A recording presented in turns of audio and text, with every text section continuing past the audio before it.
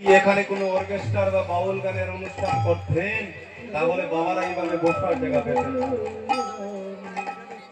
তার মানে কি, এই মধুমাখা কৃষ্ণ নাম যখন করেনে প্রবেশ হয় তখন সেই নাম আর মধু থাকে না, তখন সেটা বিষ হয়ে যায়।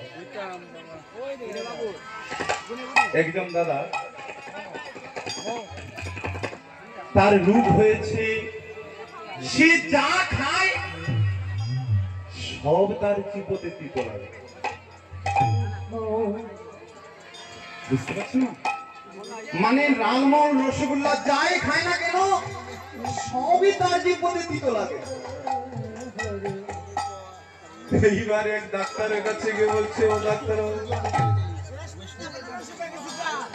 আমার যেন এমন কি অসুখ হয়েছে, আমি যা খাই সব আমাকে তিতো লাগে।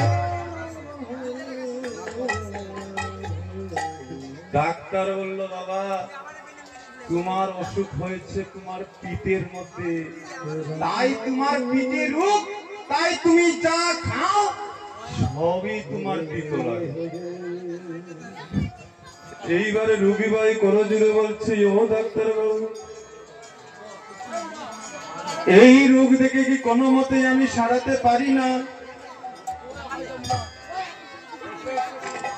ডাক্তার বলল, তুমি যদি নিয়ম মতো প্রতিদিন ওষুধ খেয়ে যেতে পারো একদিন তোমার রোগ সেরে যাবে।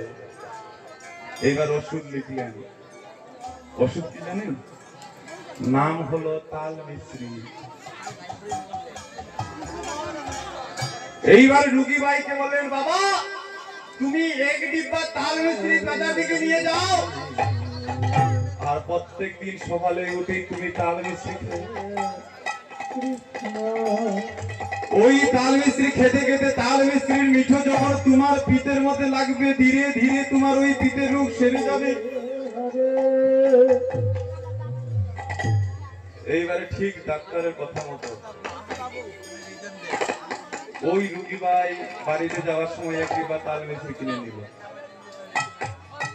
এইবার ডাক্তার যেইভাবে বলেছেন প্রত্যেক দিন ঘুম থেকে উঠেই প্রথম 2 জানা তাল মিশ্রি খায়।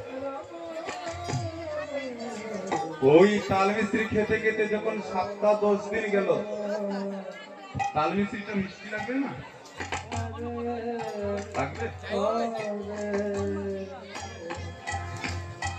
7-10 দিন যখন গেল, ওই রুগী ভাইয়ের তাল মিশ্রিও তিতো লাগছে। আবার ডাক্তারকে গিয়ে বলছে, ও ডাক্তার বাবু, এমন কি ওষুধ দিলে সেটাও তো আমার তিতো লাগে? তাল মিশ্রি খেতে দিতে হয় বাবা, তাল মিশ্রি খেতে দিতে হয়। তাল মিশ্রি তো মিঠো,